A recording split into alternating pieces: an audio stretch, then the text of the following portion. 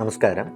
ഞാൻ doctor Murali Appukuttan, consultant gastro onco HPV and transplant surgeon, doctor K M Cherian hospital, Chengannur. ഇന്ന് ഞാൻ സംസാരിക്കാൻ പോകുന്നത് കരളിൽ നിന്ന് ഉത്ഭവിക്കുന്ന ട്യൂമറുകളെ പറ്റിയാണ്, എസ്പെഷ്യലി ഹെപ്പറ്റോസെല്ലുലാർ ക്യാൻസറിനെ പറ്റിയാണ്. 90% ഹെപ്പറ്റോസെല്ലുലാർ ക്യാൻസർ അഥവാ HCC എന്ന് നമ്മൾ പറയും. ഇത് കരളിൽ സിറോസിസ് വന്ന രോഗികളിലാണ് 90% ഉത്ഭവിക്കുക. 10% നോൺ സിറോട്ടിക് ലിവറിലും ഇത് കാണാവുന്നതാണ്.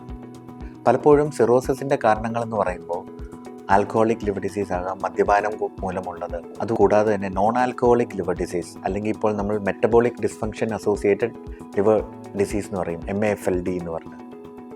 അതുപോലെ തന്നെ വൈറൽ ഹെപ്പറ്റൈറ്റിസുകൾ, ഹെപ്പറ്റൈറ്റിസ് B, ഹെപ്പറ്റൈറ്റിസ് C വൈറസുകൾ, ഇതുപോലുള്ള മേജർ കാരണങ്ങൾ കൊണ്ട് ഉണ്ടാകാവുന്ന ഒരു കോംപ്ലിക്കേഷൻസാണ് സിറോസിസ്. അങ്ങനെ സിറോസിസ് വന്ന രോഗികളിലാണ് പലപ്പോഴും നമ്മൾ ഈ HCC കണ്ടുവരുന്നത്.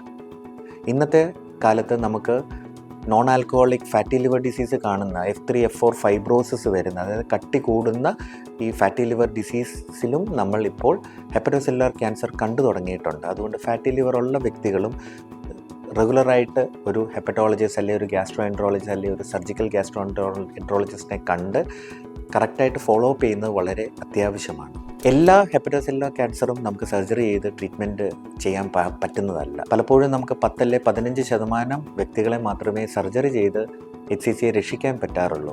അതിൽ 2-5% ആൾക്കാരെ മാത്രമേ നമുക്ക് ലിവർ ട്രാൻസ്പ്ലാന്റ്, അതായത് കരൾ മാറ്റിവെക്കൽ ശസ്ത്രക്രിയയിലൂടെ രക്ഷിക്കാൻ പറ്റുള്ളൂ. പലപ്പോഴും ഒരു സിംഗിൾ ട്യൂമർ 5 സെൻറ്റിമീറ്ററിൽ താഴെയുള്ളതോ അല്ലെങ്കിൽ 3 ട്യൂമർ 3 സെൻറ്റിമീറ്ററിൽ താഴെയുള്ളോ ആയ ട്യൂമറുകൾ, ആ ഒരു മിലാൻ ക്രൈറ്റീരിയ എന്ന് പറഞ്ഞ ആ ക്രൈറ്റീരിയ സാറ്റിസ്ഫൈ ചെയ്യുന്ന ട്യൂമേഴ്സിനെ മാത്രമേ നമുക്ക് പലപ്പോഴും ട്രാൻസ്പ്ലാന്റിലൂടെ രക്ഷിക്കാൻ പറ്റുള്ളൂ. ചിലപ്പോൾ അപ് ടു 6.5 സെൻറ്റിമീറ്റർ ഉള്ള എക്സ്റ്റൻഡഡ് ക്രൈറ്റീരിയ വെച്ചും നമുക്ക് ചെയ്യാൻ പറ്റുന്നതാണ്. പലപ്പോഴും 8-10% ആൾക്കാരെ കരളിൻ്റെ ഒരു ഭാഗം മുറിച്ചു മാറ്റി നമുക്ക് രക്ഷിക്കാൻ പറ്റുന്നതാണ്.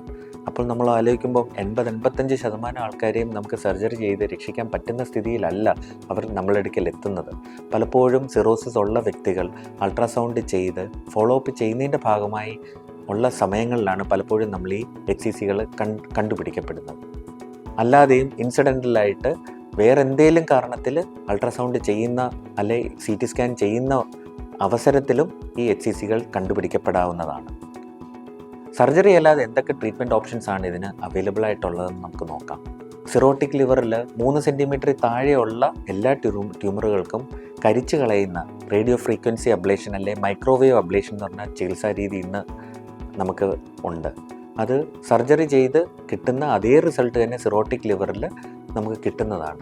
RFA അല്ലെങ്കിൽ മൈക്രോവേവ് അബ്ലേഷൻ തെറാപ്പിയിലൂടെ നമുക്ക് കിട്ടുന്നത്. ഏകദേശം 3-5 സെൻറ്റിമീറ്റർ വരുന്ന ട്യൂമറുകളും അവർക്ക് ടേസ് അല്ലെ ടയർ എന്ന് പറഞ്ഞ ലോക്കൽ കീമോതെറാപ്പി അല്ലെങ്കിൽ റേഡിയോ തെറാപ്പി ചെയ്യുന്ന ചികിത്സാ രീതികളും ഇന്ന് അവൈലബിൾ ആണ്.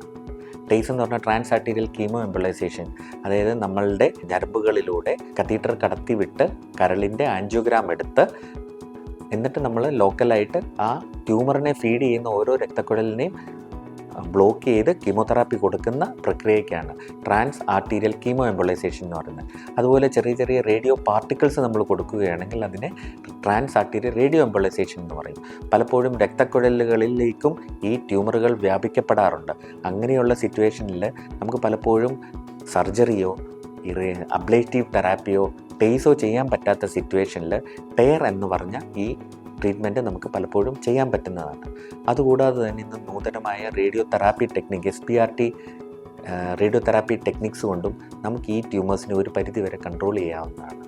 ഇന്ന് ഒത്തിരി മരുന്നുകൾ, ബയോളജിക്കൽസ്, ഇമ്മ്യൂണോളജിക്കൽസ്, ഇമ്മ്യൂണോ തെറാപ്പി, ഇതൊക്കെ ഇപ്പോൾ നമുക്ക് ഹെപ്പറ്റോസെല്ലുലാർ ക്യാൻസറിന് ചികിത്സിക്കാവുന്ന രീതിയിലുള്ള മരുന്നുകൾ നമുക്കിന്ന് അവൈലബിൾ ആണ്. പണ്ട് ഒരു കാലത്ത് ചികിത്സയില്ലാതെ മരണം മാത്രം അനുവദിക്കുന്ന ഒരു ക്യാൻസറുകളായിരുന്നു ഹെപ്പറ്റോസെല്ലുലാർ ക്യാൻസർ.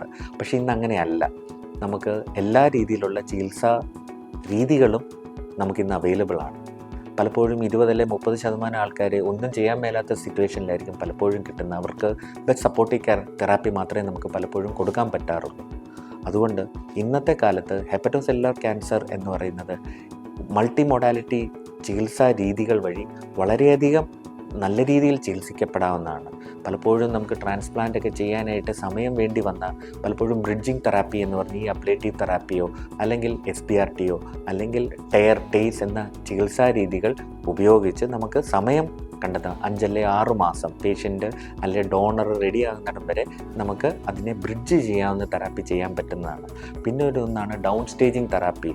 സർജറിയോ ഒന്നും ചെയ്യാൻ പറ്റാത്ത സിറ്റുവേഷനിൽ നിന്ന് നമുക്ക് SBRTയോ അല്ലെങ്കിൽ ടേസ് ഇതുപോലുള്ള ഇമ്മ്യൂണോ തെറാപ്പിയോ കൊടുത്തിട്ട് ആ ട്യൂമറിനെ ഷ്രിങ്ക് ചെയ്ത് ചിലപ്പോൾ പലപ്പോഴും നമുക്ക് സർജറിയോ ചിലപ്പോൾ ട്രാൻസ്പ്ലാന്റ് വരെ ചെയ്യാൻ പറ്റുന്ന രീതിയിലേക്ക് കൊണ്ടുവരാവുന്ന ഡൗൺ സ്റ്റേജിങ് തെറാപ്പികളും ഇന്ന് അവൈലബിൾ ആണ്. നന്ദി.